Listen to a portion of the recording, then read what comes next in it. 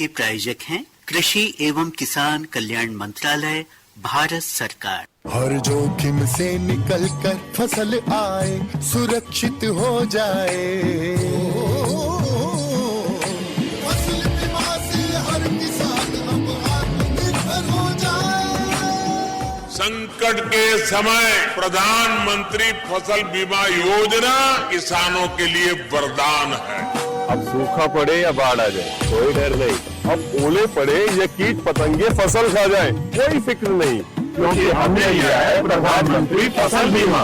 बुआई से फसल कटाई तक हर जोखिम का दावा, न्यूनतम प्रीमियम पर अधिकतम भुगतान का वादा। योजना से हर साल जुड़ रहे हैं 5 करोड़ से ज्यादा किसान। अब आपकी है बारी। नजदीकी कृषि कार्यालय, सहकारी समिति, बैंक शाखा, अधिकृत बीमा कंपनी या जन सेवा केंद्र में स्वेच्छा से करा सकते हैं पंजीकरण। फसल बीमा पोर्टल या फसल बीमा ऐप द्वारा भी कराया जा सकता है पंजीकरण। प्रधानमंत्री फसल बीमा योजना, आपकी फसलों का संपूर्ण सुरक्षा कवच। कृषि एवं किसान कल्याण मंत्रालय, भारत सरकार। कार्यक्रम है किसान वाणी और इस समय सजीव फोन इन कार्यक्रम के लिए हमारे स्टूडियो में उपस्थित हैं कृषि वैज्ञानिक डॉक्टर संजीव वर्मा, कृषि विज्ञान केंद्र बैतूल से, और विषय है गेहूं और चने में उन्नत उत्पादन तकनीक। आप हमें कॉल कर सकते हैं, हमारा नंबर है 07141234722 और एक और नंबर है 231944।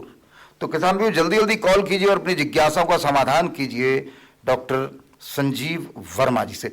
वर्मा जी, हमारी जो बात चल रही थी, जी हाँ, एक पंजाब की एक वैरायटी बताई थी जो कम पानी में भी आपने 513 जो किस्म है, HI गुजरात भीट 513 जो किस्म है, ये कम पानी की है। इसके अलावा एक किस्म और मैं बताना चाहूँगा किसान भाइयों को जी। MP सीरीज की किस्म है 3336। अच्छा। और ये किस्म एक ऐसी है कि हमारे किसान भाई इसको कम अवधि की किस्म है, लगभग 100 से 110 दिन की किस्म है। हाँ। इसको भी हमारे किसान भाई लगा सकते हैं। हाँ। यदि कम पानी आपके पास है तो आपके पास पानी कितने हैं इस बात पर डिपेंड करता है कि किस्में कौन सी लगाना। आमतौर पे हमारे किसान भाई एक गलती करते हैं कि पानी कम है और अधिक पानी वाली किस्में लगा लेते हैं। हाँ। तो उससे उनको उत्पादन में बहुत फर्क आ जाता है जी। और यहाँ मैं कहना चाहूँगा किसान भाइयों कि आप पे देखो क्या होता है, गेहूं में सिंचाई की कुछ अवस्थाएं होती हैं जी। और उसी अवस्थाओं के आधार पे हमारी पानी की उपलब्धता के आधार पे हमें अपने गेहूं की किस्में को चयन करना है जो मैंने बताई हैं। तो ये तो हो गई गेहूं की किस्मों की बात। अब हम बात करते हैं कि गेहूं में बीज उपचार की। तो हमारे किसान भाइयों को मैं बताना चाहूँगा कि बीज उपचार की एक उन्नत तरीका है, इसको हम FIR बोलते हैं जी। तो ये जो FIR है, थोड़े अलग तरह की FIR है किसान भाइयों। तो F मतलब फंजीसाइड से उपचारित करना, बीजों को उपचारित करने की एक ये सीरीज है, श्रृंखला है, जिसमें F मतलब फंजीसाइड यानी फफूंदी नाशक से सबसे पहले बीज को उपचारित करना है आपको। I मतलब इंसेक्टिसाइड, जब आप फफूंदी नाशक से बीज को उपचारित करते हैं तो उसके कुछ समय जब बीज आपका सूख जाए, थोड़ा सा छायादार जगह में ही करें ये कार्य, उसके बाद आपको करना है इंसेक्टिसाइड यानी कीटनाशक से उपचारित करना है। अच्छा। तो फफूंदी नाशक में आप बीटावेक्स पावर बहुत अच्छा बीज उपचार की दवाई है।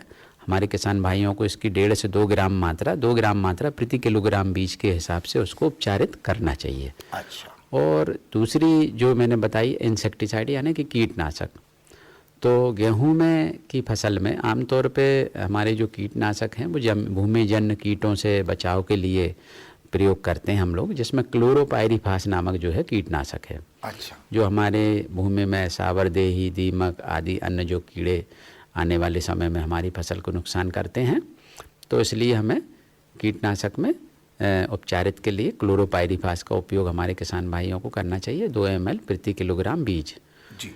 तीसरा आता है राइजोबियम कल्चर, R। यदि R से हम कल्चर की बात करें तो इसमें जो गेहूं में आप उपचारित करोगे तो PSB कल्चर का फास्फोरस सोल्युबलाइजिंग बैक्टीरिया होता है किसान भाइयों, जो भूमि में उपलब्ध पोषक तत्वों को बढ़ाने का कार्य करता है। अर्थात आपकी ज़मीन में पोषक तत्व पड़े हुए हैं मगर उनको बढ़ाने का कार्य ये जो है आपका PSB जो कल्चर करेगा। यदि आप कल्चर से उपचारित करेंगे आखिरी में तो उससे आपका जो उत्पादन में वृद्धि होगी और भूमि में जो उर्वरक पड़े हुए हैं वो उपलब्ध मात्रा में प्राप्त होंगे आपकी फसल को। अच्छा, तो ये हो गई बात उपचारित की, FIR पद्धति से। बीजोपचार में क्या सावधानियां रखना चाहिए किसानों को? यहाँ हमारे किसान भाइयों को इस बात का विशेष ध्यान रखना, जो आमतौर पे नहीं देते हैं वो ध्यान, कि तीनों चीज़ों से एक साथ उपचारित वो कर देते हैं। जी। तो ऐसा नहीं करना है। बीजों में एक कोट बनती है, एक लेयर आपकी सबसे पहले फंजीसाइड यानी फफूंदीनाशक की हो गई, दूसरी परत आपकी जो है वो हो जाएगी आपकी कीटनाशक की, और तीसरी परत राइजोबियम कल्चर की। तो यहाँ मैं बताना चाहूँगा कि कल्चर यानी फास्फोर PSB कल्चर या राइजोबियम कल्चर, आप चने में राइजोबियम कल्चर उपचारित करेंगे, गेहूं में PSB कल्चर। कल्चर आखिरी में लगाना है, क्योंकि ये एक तरह का बैक्टीरिया है और जीव है। अच्छा। यदि कल्चर के ऊपर आपने कीटनाशक का प्रयोग कर दिया तो ये नष्ट हो जाएगा। तो इस बात का विशेष हमारे किसान भाइयों को ध्यान रखना, उसका असर खत्म हो जाएगा, इसलिए आखिरी में ही उपचारित करना है। उपचारित के बाद बात आती है हमारे स्पेसिंग की, यानी कतार से कतारों की दूरी की। तो गेहूं में बीज उपचार के बाद बीज मात्रा की भी मैं यहाँ थोड़ा सा किसान भाइयों को बता दूं कि गेहूं में क्या होता है कि बीज मात्रा दो तरह से प्रयोग की जाती है, एक रेनफेड और सिंचित अवस्था में। रेनफेड यानी अर्ध सिंचित अवस्था जिसको हम बोलते हैं जी, या असिंचित अवस्था। तो जो किसान भाई हमारे बोनी नमी पे आधारित बोनी जो करते हैं वो असिंचित या अर्ध सिंचित अवस्था होती है। तो उसमें हमारे किसान भाइयों को बीज मात्रा 40 किलोग्राम प्रति एकड़ बीज रखना है, यानी 100 किलोग्राम प्रति हेक्टेयर के हिसाब से बीज की बुवाई करनी है जी। परंतु सिंचित अवस्था में यदि आप बीज की बुवाई कर रहे हैं, अभी नए अनुसंधानों से जो निकल के आई है चीज़, तो उसमें 45 किलोग्राम बीज का प्रयोग कर सकते हैं। एक प्रश्न और आपने पूछा था कि यदि देर से हमारे किसान भाई बुवाई करते हैं, तो यहाँ मैं किसान भाइयों को बताना चाहूँगा कि यदि आपकी बुवाई देर से होती है तो आपको बीज मात्रा थोड़ी सी 5 से 10% बढ़ा के बोनी करना है, ताकि उधर आपकी जो पौध संख्या है पर्याप्त मात्रा में प्राप्त हो सके जी। तो इसलिए बीज मात्रा आपको बढ़ा लेना है। तो ये आपकी प्रमुख बात हो गई बीज। अब बात आती है कतार की दूरी। कतार से कतार की दूरी और गहराई का भी है गेहूं में। देखिए जो गहराई का है 4 से 5 सेंटीमीटर गहराई पे ही हमारे किसान भाइयों को बुआई करना चाहिए। ज़्यादा गहरी बुआई गेहूं की नहीं करना चाहिए। अच्छा, और इसमें बेड वगैरह कैसे बनाना है वो भी एक और यहाँ पे अभी नया सिस्टम हो गया, हमारे जो किसान भाई काफ़ी क्षेत्र में कर रहे हैं उसको, वो हो गया है हमारे किसान भाइयों का कि ड्राई सोइंग करने लगे हैं। ड्राई सोइंग, हाँ। सूखी बुवाई करने लगे। जी। अब यहाँ सूखी बुवाई से जो फ़ायदा उनको है, मैं यहाँ बताना चाहूँगा कि उनको पानी की बचत हो जाती है जी। और यदि आप वाकई में ड्राई सोइंग करेंगे तो उससे आपको पानी की बचत होगी। एक पानी तो बचता है, एक पानी की कम से कम आपको बचत हो जाएगी और अंकुरण प्रतिशत ज़्यादा मिलता है ड्राई सोइंग में, क्योंकि आप उसके बाद सिंचाई देने वाले हैं। हल्की सिंचाई स्प्रिंकलर से दे दें, टपक सिंचाई पद्धति से दे दें या अन्य पद्धति से आप सिंचाई कर दें, तो आपको पर्याप्त मात्रा में अंकुरण होगा और पौध संख्या पर्याप्त मात्रा में मिल जाएगी आपको।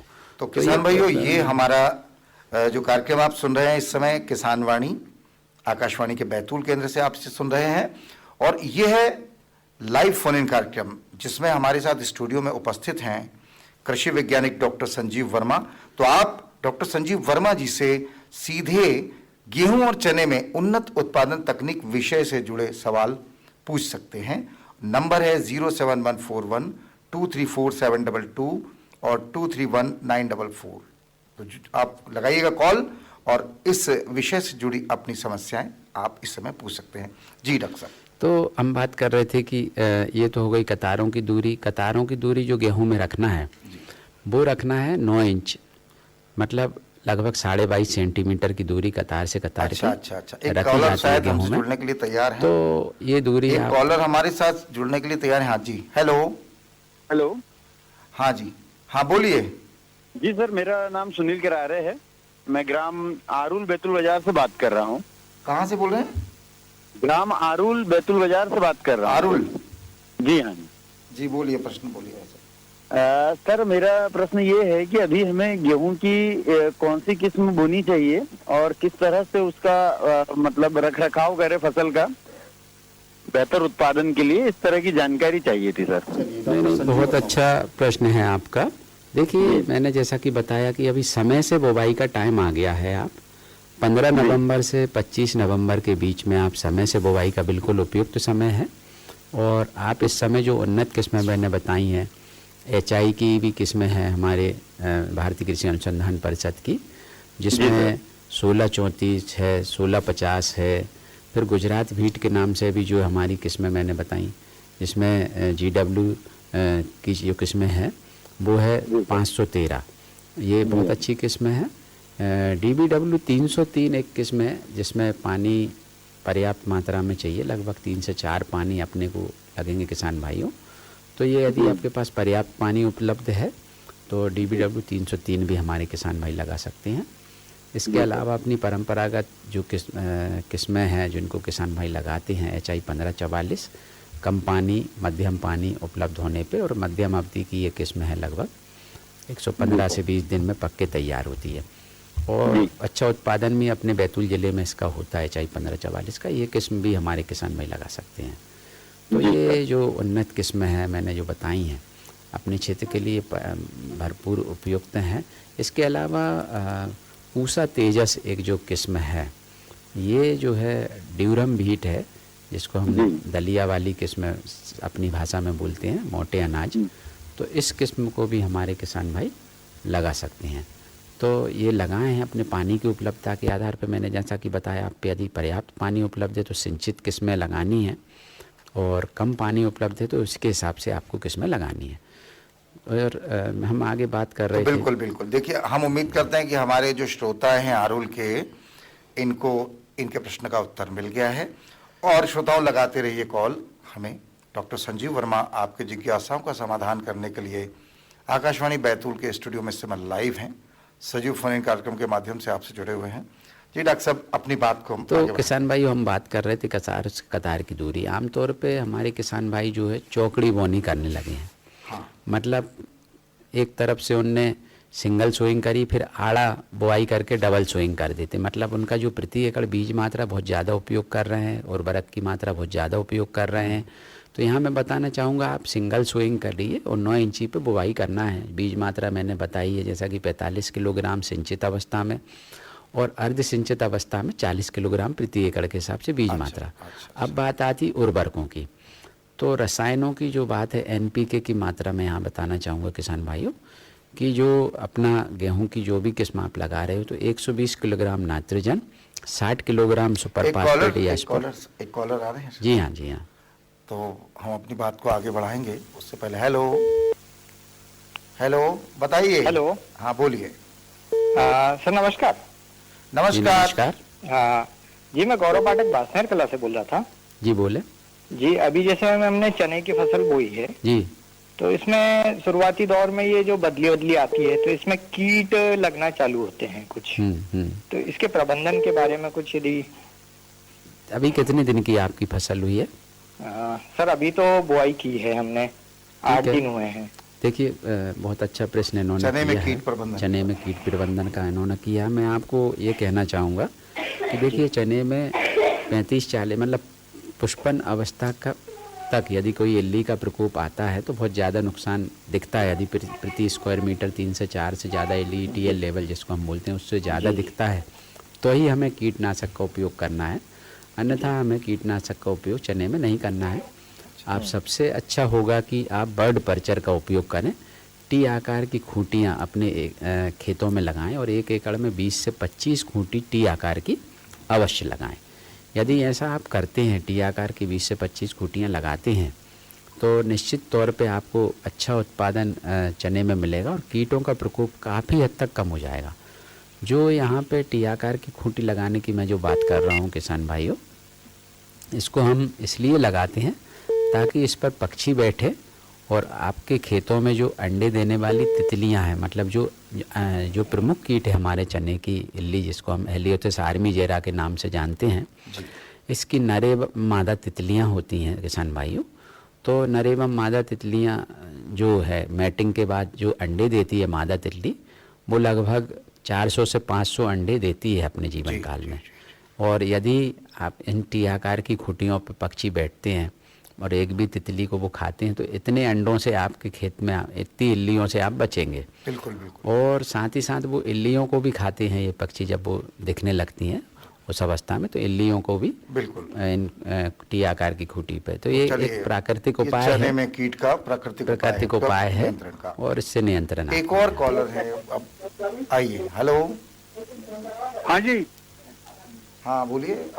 ये रबी फसल की बोनी मैंने करनी है जी। किसकी? तो मैं वही पूछ रहा हूँ आपसे, किस चीज की करूँ? आपकी आवाज क्लियर नहीं आ रही है। सर फिर से एक प्रश्न और कर रहा हूँ, मैं किस चीज की बोनी करूँ? आवाज स्पष्ट नहीं है। आवाज स्पष्ट नहीं है, हो सकता है नेटवर्क में ना हो वो, हाँ, इस वजह से समस्या आ रही है। स्पष्ट रूप से नहीं मिल पा रही है, तो आप दोबारा कोशिश कर सकते हैं। चलिए हम हमारी बात को आगे बढ़ाते हैं। तो हम बात कर रहे थे कि जो हम टी आकार की खूंटी हमारे किसान भाई, ये IPM मॉड्यूल में आता है जी। और ये बिना खर्चे का एक नियंत्रण का, इल्लियों के कीटों के नियंत्रण का उपाय है बिना खर्चे का। तो इसको हमारे किसान भाइयों को अपनाना चाहिए। तो हम वापस से गेहूं पे आते हैं और हम चर्चा करते हैं कि हम जिस कतारों की दूरी जी, और एक और सबसे प्रमुख बात आती है गेहूं में, वो है खरपतवार प्रबंधन की। खरपतवार प्रबंधन की जो सबसे बड़ी समस्या हमारे किसान भाइयों है। तो खरपतवार प्रबंधन के लिए आप बहुत सारी दवाइयाँ इस समय हैं मार्केट में उपलब्ध। बीडीसाइड, यदि आप DSR मतलब गेहूं में डायरेक्ट सोइंग कर रहे हैं तो आपको इसके लिए खरपतवार यदि बहुत ज़्यादा आते तो ही खरपतवार नियंत्रण के लिए आप 2,4-D है, सल्फोसल्फ्यूरोन, जो विभिन्न दवाइयाँ हैं, इनको उपयोग हमारे किसान भाई बीडीसाइड के रूप में कर सकते हैं। चलिए कॉलर से जुड़ते हैं। हेलो। हेलो। हाँ बोलिए। हेलो। हाँ बोलिए, मिल रही है आपकी आवाज। हेलो। हेलो। हाँ बोलिए, आपकी आवाज आ रही है हमको। हाँ, मैं कंचन मिश्रा बोल रही हूँ ग्राम उड़गन से। जी बोलिए। बोलिए। हेलो। हाँ प्रश्न कीजिए, आप हम सुन रहे हैं आपको, आप बोलिए। सर अभी तो मौसम बहुत खराब चल रहा है, ठंड बहुत ज्यादा हो रही है और जमीन लोगों की सूखी नहीं है जी। तो लोग कैसे अपनी बोनी को करेंगे? बिल्कुल, बहुत अच्छा इनका प्रश्न है कंचन जी। देखिए ऐसा है कि अभी कोई जल्दी नहीं है, गेहूं की बिजाई में बहुत समय है आपके पास, पूरा नवंबर का महीना है आपके पास, और तापमान अभी आज से हम देख रहे हैं कि तापमान में उठाव आ गया है और एक वीक के अंदर अंदर लगभग सभी जगह पे तापमान भरपूर मिलेगा और बुवाई का भरपूर टाइम है, आपको कोई दिक्कत नहीं है। गेहूं में, चने में अभी आप बुवाई का उपयुक्त समय है ये। और जो किस्में बताई हैं इनका ध्यान रखें। और देर से बुवाई, मान लो किसान देर से बुवाई की स्थिति पैदा होती है तो देर से बुवाई की किस्में भी हमारे किसान भाई गेहूं में लगा सकते हैं। और अभी तो पर्याप्त समय है, कोई घबराने का समय नहीं है, पर्याप्त समय आपको बिजाई का आपको गेहूं में दिया हुआ है। बिल्कुल जी, बिल्कुल। तो डॉक्टर साहब हम आगे खरपतवार प्रबंधन की बात कर रहे थे कि खरपतवार प्रबंधन किस प्रकार से करें। मैंने बताया था कि 2,4-D नामक जो दवा है उसका उपयोग हमारे किसान भाई करें। सल्फोसल्फ्यूरोन भी हमारे किसान भाई, गेहूं का मामा जिसको गुल्ली डंडा बोलते हैं, सबसे ज़्यादा गेहूं में फ्लेरिस माइनर आता है जी, उसके नियंत्रण के लिए सल्फोसल्फ्यूरोन नामक दवा का उपयोग हमारे किसान भाई कर सकते हैं। बिल्कुल। चलिए अभी कॉलर हमसे जुड़ने के लिए तैयार हैं। हेलो। हाँ बोलिए सर। हाँ बोलिए, अपना नाम बताइए भाई साहब। जी बोलिए। राधेश्याम मगरदी बोल रहा सर, गुड़गांव से राधेश्याम मगरदी जी, अपना प्रश्न कीजिए। हमने गेहूँ की फसल अभी बोई है। हाँ। अब जैसे पानी की तो हो जाएगा उसमें, अभी पहला पानी तो घूम जाएगा जी, उसके बाद में पलावा करके तो बोया नहीं है उसको जी, इसको वैसे ही बोया। अब दूसरे पानी में क्या है, थोड़ा पानी आता है, थोड़ा होता है, ज्यादा हो नहीं पाता, डबल से मिलना मुश्किल हो जाता है जी। उसके लिए क्या करे? तो देखिए गेहूं में, मैं बहुत अच्छा इनका भी प्रश्न है, पानी की उपलब्धता। बिल्कुल। यदि आपके पास एक पानी उपलब्ध है तो आपको पहला पानी 22 से 25 दिन पे गेहूं में देना है।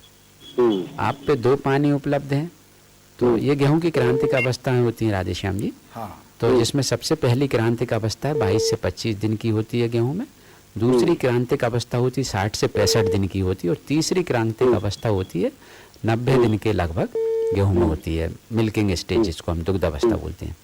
यदि हम पे एक पानी उपलब्ध है तो हमको 22 से 25 दिन पे सिंचाई करना है गेहूं में। 2 पानी उपलब्ध है तो पहली सिंचाई तो कंपलसरी ही है।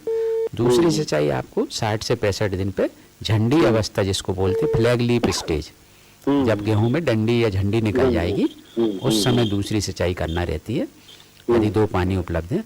और 3 पानी हमारे पास उपलब्ध हैं तो हमको तीसरा जो पानी है वो दुग्ध अवस्था पे गेहूं में देना है, लगभग 85 से 90 दिन पे। तो उस हिसाब से ध्यान रखें। और पानी यदि आपके पास कम है तो आप स्प्रिंकलर पद्धति, फव्वारा पद्धति सिंचाई की प्रयोग करें, ताकि आपके जो पानी है पर्याप्त मात्रा में आप उसको बचाएं और दूसरा पानी भी आप देखो क्या होता है फव्वारा पद्धति में, लगभग आपका जो सिंचाई है 40% पानी में, 40 से 60% पानी में हो जाती है। मतलब यदि आप 100 लीटर पानी खर्च कर रहे थे तो 50 लीटर पानी में आपका काम फव्वारा पद्धति में हो जाता है। बहाव पद्धति से पानी नहीं दें, कोशिश करें कि फव्वारा पद्धति का प्रयोग करें। तो आप सर वो पानी तो हम स्प्रे द्वारा देते हैं। हाँ, तो उतने दिन का अंतर सह लेगा वो? हाँ बिल्कुल सह लेगा, क्यों नहीं सह लेगा, है ना। जो क्रांतिक अवस्थाओं पे पानी देंगे तो लगभग उतना ही उत्पादन होता है जितना उत्पादन आपका 6 पानी देने से होता है। इस बात का विशेष ध्यान रखें। चलिए, बहुत अच्छा प्रश्न था। और अब तो ये समझ लीजिए कि अब हमारे जो किसान भाई हैं लगातार फोन लगा रहे हैं डॉक्टर साहब हमें। जी। और अब एक और कॉलर हमसे जुड़ेंगे शायद, अभी संपर्क वो हमसे करने की कोशिश कर रहे हैं, तो चलिए उनसे जुड़ते हैं। हाँ जी। हाँ बोलिए। मैं धनौरी से बोल रहा था सर, आकनेर महाराष्ट्र धनौरी से। जी बोलिए। अपना नाम बताएंगे हमें? महादेव चड़ोकार बोल रहा था सर। जी महादेव चारोकार जी, बोलिए भैया।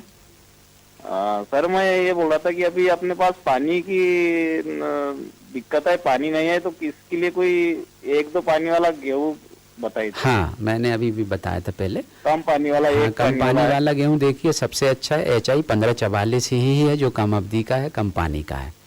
लोकवान बोलते तो लोकवान मिल नहीं पा रहा। हाँ, HI 1544 आप ले लीजिए, वो भी कम पानी में आपका हो जाएगा, है ना। तो GW 513 भी कम पानी में हो जाएगा आपका, है ना। 2 पानी में हो जाएगा ये भी, उसको भी हमारे किसान भाई लगा सकते हैं आप। सर 2 पानी भी मुश्किल है, अपने पास 1 पानी की मान के चलो, तो HI 1544 आप लगाइए उसके लिए।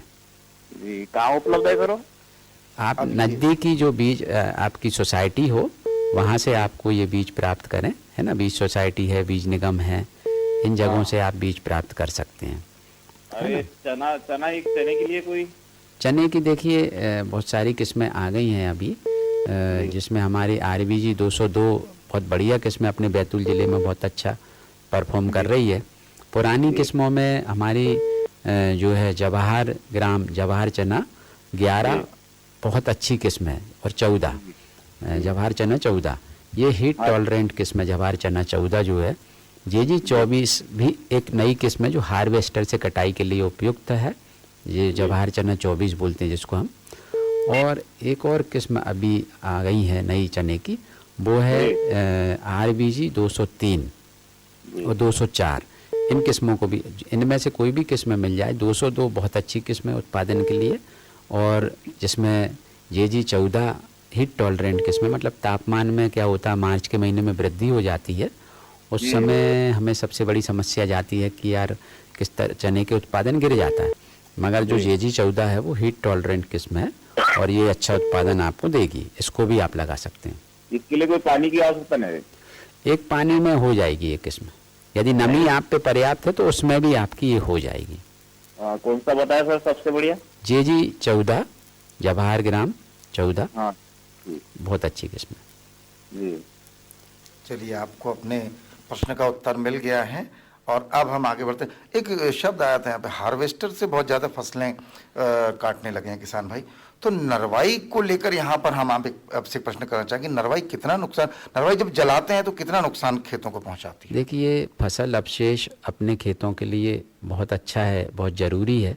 यहाँ मैं किसान भाइयों को बताना चाहूँगा कि देखिए डॉक्टर साहब इस विषय पर हम आगे बात करेंगे। एक कॉलर हमसे जुड़ते हैं। हेलो। हाँ जी, अपना नाम बताइए और गाँव का नाम। सर पीयूष तिवारी, बारहवीं से। पीयूष तिवारी। हाँ बोलिए तिवारी जी। सर मुझे सरसों लगानी है, तो उसके लिए क्या तैयारी करनी पड़ेगी और कब मैं बोनी कर सकता हूँ? बिल्कुल सरसों की बोनी का बिल्कुल उपयुक्त समय है ये अभी।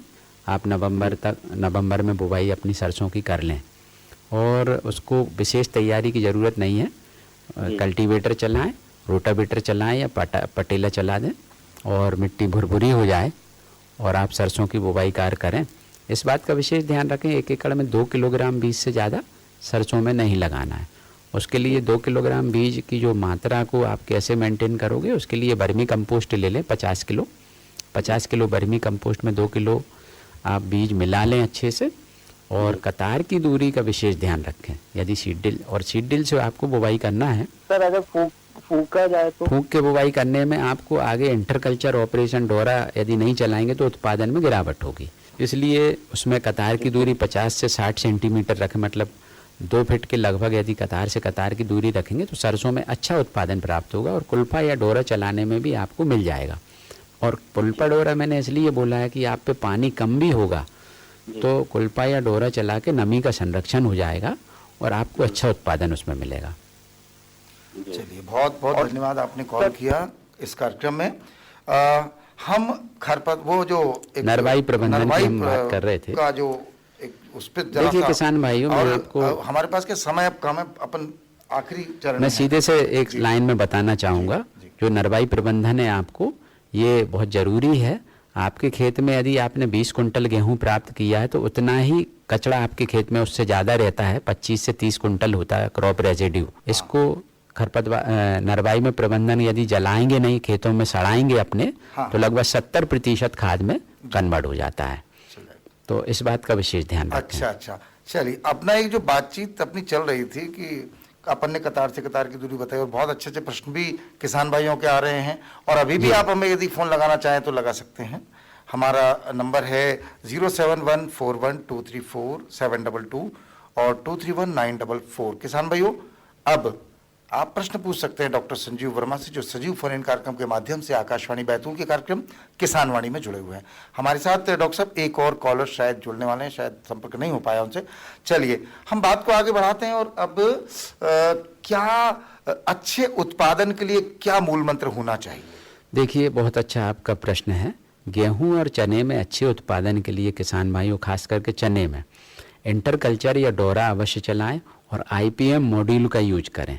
जैसा कि मैंने बताया, प्राकृतिक उपायों को कीट नियंत्रण में प्रयोग करें और शुरुआत से ही उसका ध्यान दें।